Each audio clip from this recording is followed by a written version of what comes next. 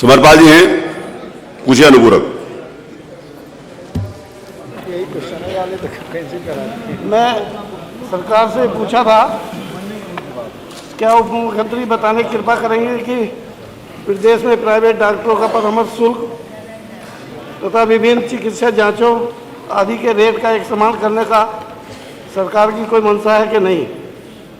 बहुत शर्मनाक उत्तर दिया है मुख्यमंत्री जी ने कि नहीं। गरीबों की सरकार बताती है, ढोल पीटती है, गरीबों की, मजदूरों की, मजलूमों की सरकार है। 4-4 हजार रुपए तक परामर्श शुल्क है, 500 से लेकर 4,000 तक परामर्श शुल्क है। मान्यवर कैसे गरीब अपना जीवन यापन करेगा। मुलायम सिंह यादव जी कहते थे कि दवाई और पढ़ाई मुफ्ती होनी चाहिए, और इन्होंने कहा नहीं, मुफ्त नहीं होगी, महंगी होगी। और कहा कि आयुष्मान कार्ड है, आयुष्मान कार्ड लगा दो। मान्यवर कहीं आयुष्मान कार्ड लगता है? परामर्श शुल्क में हमें बता दे, अगर उप मुख्यमंत्री बता दे कहीं लगा हो इनका, तो कहीं परामर्श शुल्क में नहीं लगता आयुष्मान कार्ड। ये जहां भी जाओ, जिस डॉक्टर के पास भी जाओ, वो महंगी दवाई लिखता है। 5,000 का पर्चा है, 4,000 का पर्चा है, तो 5,000 की दवाई लिखता है। कैसा गरीब आदमी अपना यापन करेगा, जीवन यापन करेगा? गरीब कैसे इलाज कराएगा?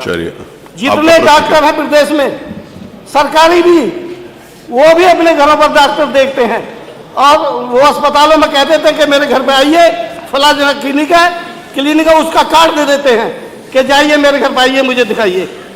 अब इनका ये सरकारी धंधा है, गैंग बना के धंधा करते हैं डॉक्टर लोग।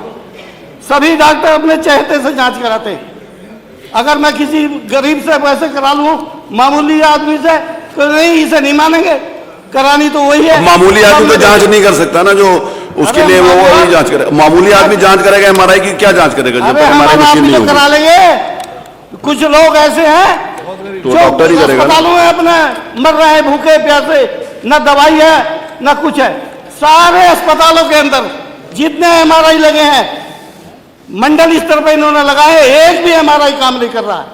मैं मुरादाबाद मंडल की बात बता रहा हूं, एमआरआई चलाने वाला ही नहीं मिलता वहां, सीटी स्कैन करने वाला नहीं मिलता, और बाहर से सामने अस्पताल आपका अनुपूरक क्या है?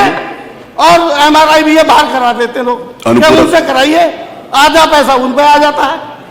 तो आप क्या इनको पता नहीं इस बात का? जब इधर बैठ जाएंगे कैसे पता चल जाएगा? हमारी तरफ आ जाएंगे तो पता चल जाएगा कि भ्रष्टाचार हो रहा, उधर बैठ के पता नहीं चलता इनको। जब आप इधर बैठे थे तब आपको नहीं पता था? मैं अस्पतालों के जरूरतमंदों को इलाज फ्री में कराया जाए, वही बात आती है दवाई और पढ़ाई, ये तो फ्री होनी चाहिए। और मैं कहना चाहूंगा माननीय मंत्री जी, कुछ शर्म करो गरीबों के हिसाब में। आपको सरकार में बैठा दिया है, उन गरीबों ने ही बैठाया है। अगर आप उनका अनादर करोगे, उनका इलाज फ्री में नहीं कराओगे, दवाई एक नहीं मिलती, जांच अपनी अपनी हिसाब से होती है। मैं सरकार से चाहूंगा कि पुनः विचार करे और जांचें फ्री कराए, और परामर्श एक नियमित कर दे। प्राइवेट को भी सरकारी को भी अंडरलाइन कर दे कि इससे ज्यादा कोई डॉक्टर ले नहीं सकता। बैठिए, धन्यवाद। एक दूसरा भी अखिलेश जी दोनों के साथ पूछे उसका उत्तर। श्री अखिलेश, उस समय थे, इनका भी नाम है ना उसमें, दोनों बात दोनों एक साथ उत्तर दीजिए। गाँव से चल करके बड़े शहरों की तरफ अपने मरीजों को लेकर के लोग आते हैं, और आपके सरकारी अस्पतालों में बेड नहीं मिल पाती।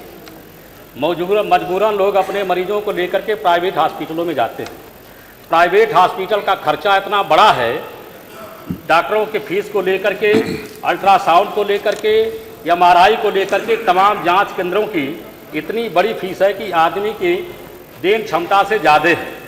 और कभी कभी तो ऐसा हो जाता है कि मरीज अस्पताल के अंदर दम तोड़ देता है, और लाश रोक करके प्राइवेट हॉस्पिटल के मालिक मरीज के तीमारदार से मांग करते हैं कि हमको इतना रुपया जमा करो, तब तुम्हारी हम बॉडी अस्पताल से बाहर करेंगे। तो क्या ऐसी स्थिति में सरकार प्राइवेट हॉस्पिटलों के खर्चों का कोई नियामक तय करेगी, कोई नियम बनाएगी? डॉक्टरों की फीस से लेकर के जांच केंद्रों तक का कोई नियम कानून बनाएगी ताकि उसके तहत लोगों को उसका लाभ मिल सके, वरना स्वास्थ्य सेवाओं को नहीं सुधारा जा सकता।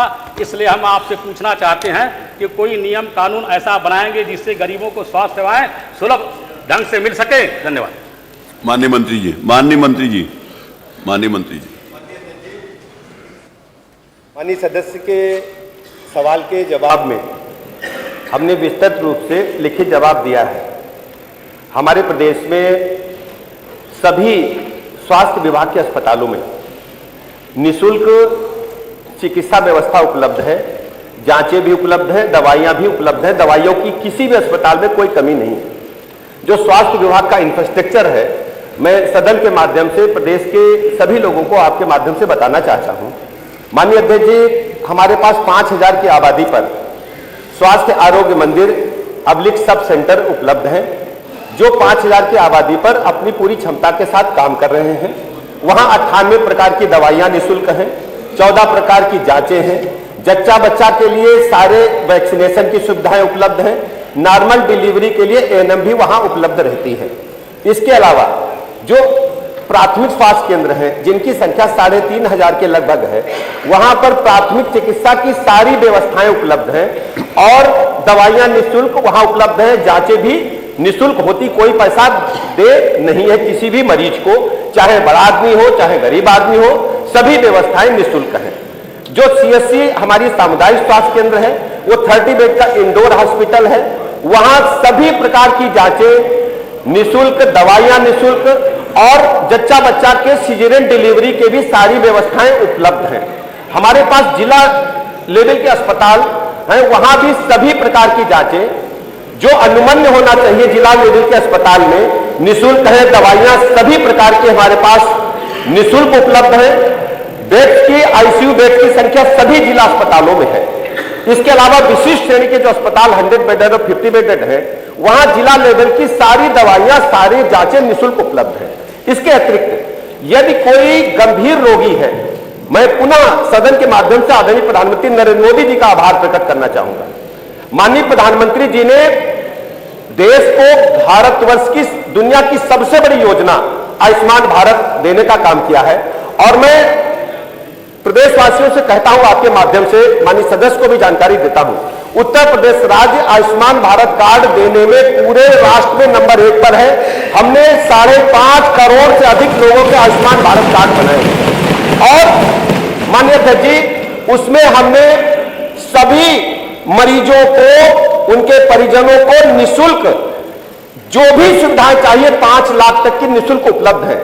मैं सदन को सर आपके माध्यम से बताना चाहता हूं, ऐसे लगभग 6000 अस्पताल हैं जिनको हमने सूचीबद्ध किया है। 2900 के लगभग प्राइवेट सरकारी अस्पताल हैं और 3100 से अधिक अस्पताल हमारे पास निजी क्षेत्र के जिनको हमने सूचीबद्ध किया है। वहां आयुष्मान भारत की ये सुविधाएं लगातार लोगों को मिल रही हैं। इसके अलावा इसमें भी यदि कोई आच्छादित नहीं हो रहा है और वो उसको लगता है कि हमारे पास पैसे नहीं है, माननीय मुख्यमंत्री जी का मैं आभार प्रकट करना चाहता हूं। 1300 करोड़ रुपया मुख्यमंत्री सहायता कोष से ऐसे गरीबों को निःशुल्क इलाज के लिए किया गया है। माननीय अध्यक्ष, ये माननीय सदस्य का जो सवाल है और दूसरे सदस्य का जो सवाल है, इनको दर्द गरीबों का नहीं है, इनको गरीबों से कोई लेना देना नहीं है। ये केवल सत्ता की भूख, सत्ता के पेट में दर्द की वजह से चिल्लाते हैं। इनका केवल सदन का ध्यान अपनी तरफ आकृष्ट करना कि अखबार में 2 लाइन छप जाए। अगर ये मीडिया के साथी फोटो न खींचे, एक आदमी बेल में नहीं आएगा। पेट दर्द की आपके पास दवा है? इनका कोई मतलब नहीं है। और सर अरे वो आपके पेट दर्द की दवा दे रहे ना अध्यक्ष जी, जब इनका शासनकाल था, मैं स्पष्ट कर दूं, 17 से पहले आंकड़े मंगा लीजिए सर, 17 से पहले आंकड़े अस्पतालों और स्कूलों को तबेला बना करके रख दिया था।